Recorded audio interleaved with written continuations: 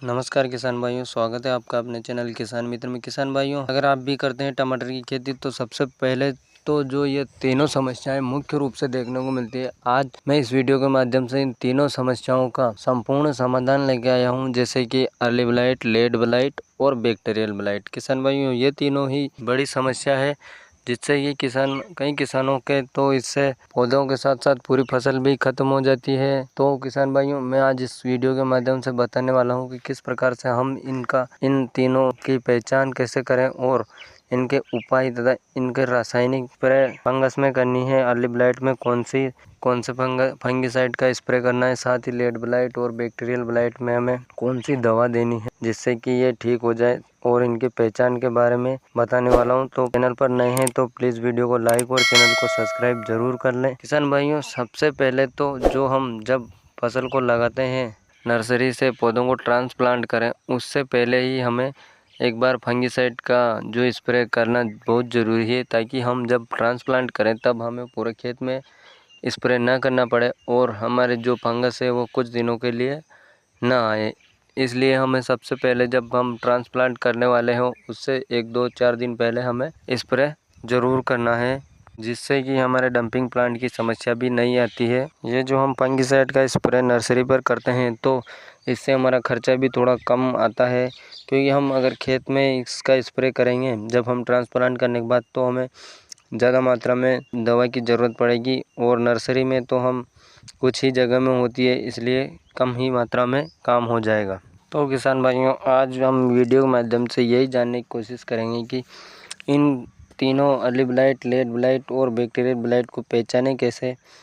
तो हमें पहचान के लिए किसान भाइयों सबसे पहले तो किसान भाइयों, इसके लिए हमें हमारे टमाटर की फसल को जो है ध्यान से देखना है। किसान भाइयों, अगर हमारी फसल में जो निचले साइड पे जो पत्तियां होती है, वो नीचे की पत्तियां अगर हमारे झुलस चुकी है, पीली पड़ करके झुलस चुकी है, तो इसमें अर्ली ब्लाइट की समस्या है। क्योंकि किसान भाइयों, जो अर्ली ब्लाइट होती है वो पौधों के नीचे वाली पत्तियों से ही स्टार्ट होती है। दूसरा जो होता है किसान भाइयों, वो है लेट ब्लाइट।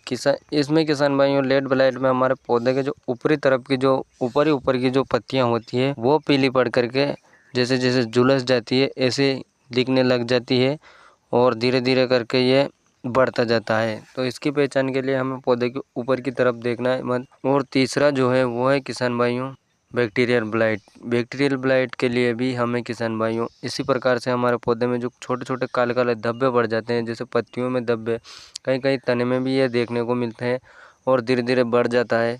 तो किसान भाइयों, इसका हमें ध्यान रखना है और पौधे में हमें समय समय पर देखते रहना है कि कहीं अर्ली ब्लाइट या लेट ब्लाइट। साथ ये जो बैक्टीरियल ब्लाइट है यह 1.5 से 2 महीने के बीच ज़्यादा आता है।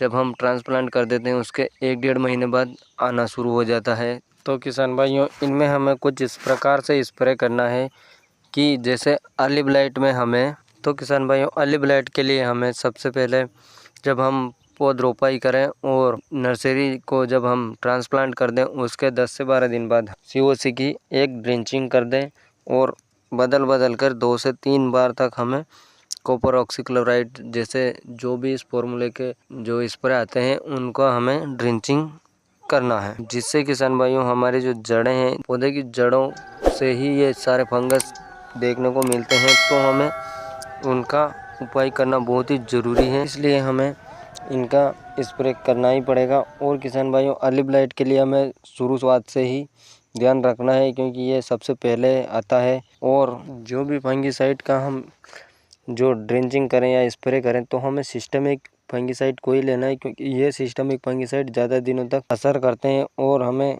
कम स्प्रे करने पड़ते हैं। यदि अगर हम दूसरे फंगिसाइड लेंगे तो वो हमें बारी बारी जल्दी से ही इनका प्रयोग करना पड़ेगा और लंबे समय तक उनका रिजल्ट नहीं रहता है। इसलिए हमें सिस्टमिक फंगिसाइडों का शुरुआत में स्प्रे या फिर ड्रेंचिंग करनी है।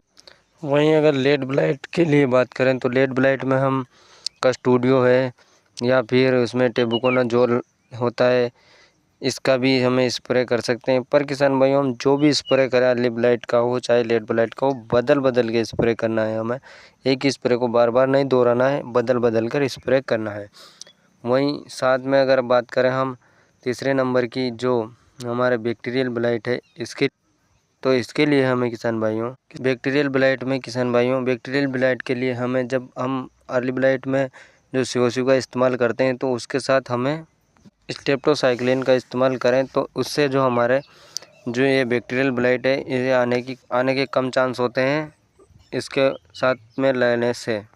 और आप अगर अलग से करें तो हम बैक्टीरिया नाशक जो भी आते हैं उन्हें बदल कर स्प्रे करते रहें। तो किसान भाइयों, हम जब भी कोई फंगिसाइड का स्प्रे करें तो बदल कर हमें स्प्रे ज़रूर करना है। और साथ ही अगर हम कोशिश यही करें कि जब भी हम फंगिसाइड का स्प्रे करें तो इनके साथ साथ बैक्टीरिया नाशक का भी हमें स्प्रे करना है, जिससे कि हमें बैक्टीरियल ब्लाइट के लिए अलग से स्प्रे नहीं करना पड़े। इसलिए हमें बैक्टीरिया नाशक को भी इनके साथ लेने की कोशिश करें और कुछ इस प्रकार से ही दवाइयों का कॉम्बिनेशन बनाएं, जिससे कि हमारे बार बार हमें स्प्रे ना करना पड़े।